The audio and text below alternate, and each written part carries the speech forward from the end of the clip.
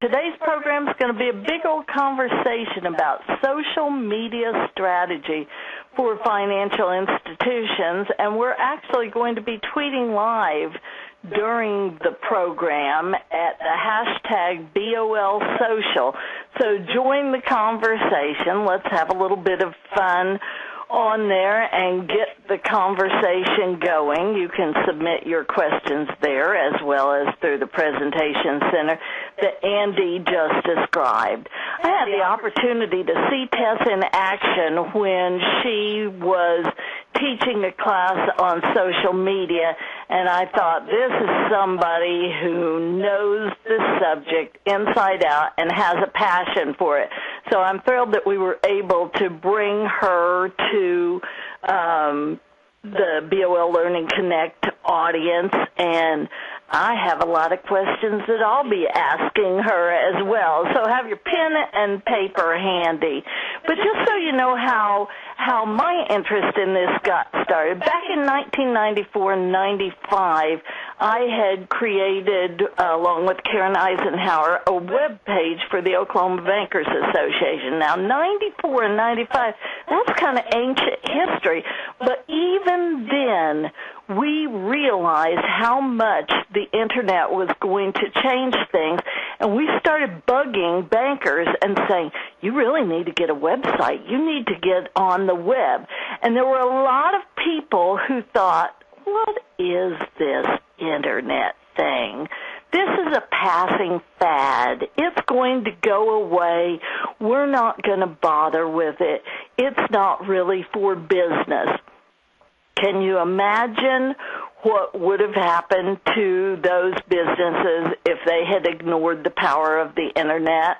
So fast forward to 2012, and we have what is sometimes referred to as Web 2.0, the social web, and that encompasses many of the things that we're going to talk about today. So social media truly has changed your business, whether or not you use it. And Tess, you see that every day.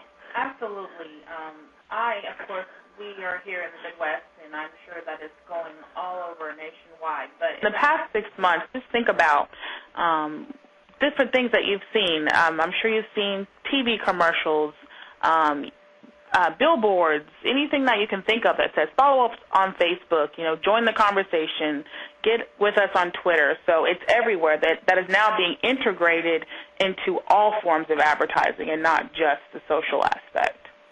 And when we think about social media, there are a number of different options out there, from Flickr, photo sharing, to LinkedIn, which is often used by professionals who want to network with others. But not every network is for everyone. And when it comes to financial institutions in particular, there are certain types of social media that work best. So that's what we're going to spend our time on, is the types of social networks that are most key, and then we will spend a little bit of time on some that are less vital.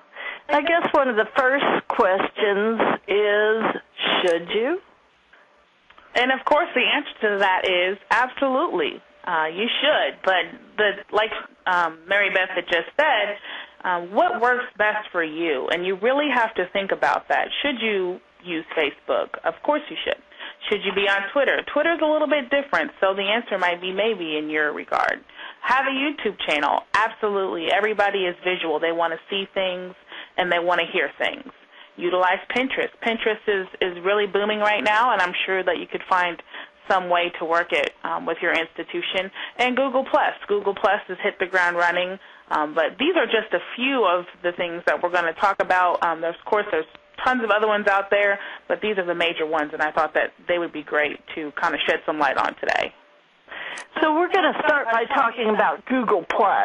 This is a newcomer to the block. It's only been around since June of 2011, and the way they set it up originally, you had to get an invitation in order to participate. But a few months later, they decided, this isn't building the network as rapidly as they would like, so they decided to just open it to everyone. And originally, Google Plus was designed for individuals to connect with other individuals. And last November, they expanded, so they offered Google Plus pages, and those allow businesses to connect with their fans. And, it just came out yesterday in a survey by the American Customer Satisfaction Index group that Google is ranked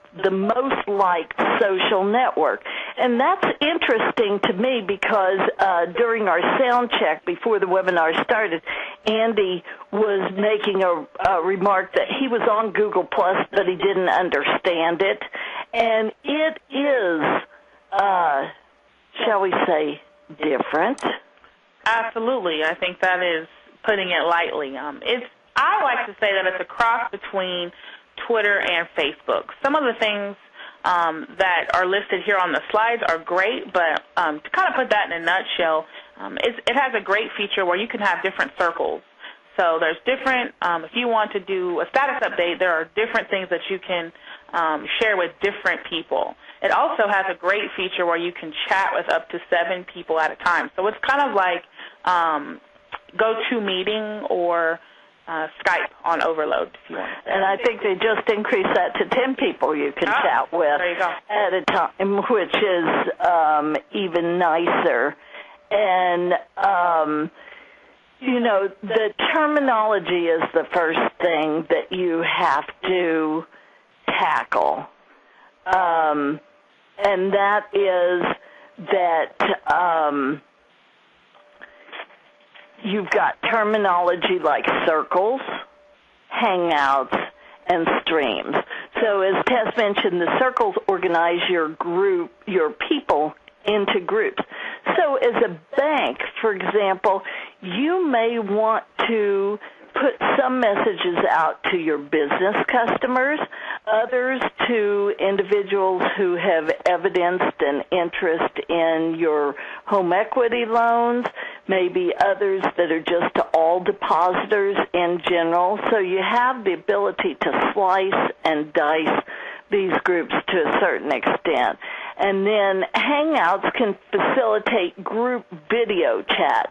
Maybe you wouldn't want to use this with your customers, but you might want to use it with employees of your institution who are at remote locations. If you want to get people up to speed quickly on something in a way that feels fairly high touch, you can do it through using a Hangout and getting up to 10 people on a video chat at any point in time. And then the streams are what allow you to see who's saying what within your circles. That's also where you enter a post and where you share photos and videos. And Tess, talk to us just a moment about photos and videos. Well, of course, like I said earlier, photos and videos are major. Those are the things that people want to see. They're visual. They want to see, and they kind of want to be a part of the experience. So on any network, it goes without saying that a photo and video is going to be number one. And we'll talk a little bit about how important that is for Facebook specifically, but in just a general consensus, photo and video will always trump just regular status updates. And we are going to have some ideas for you later on in the presentation about what kinds of photos you can have and what kind of videos, because let's face it, you are in a highly regulated business, and one of the things you have to contend with is privacy.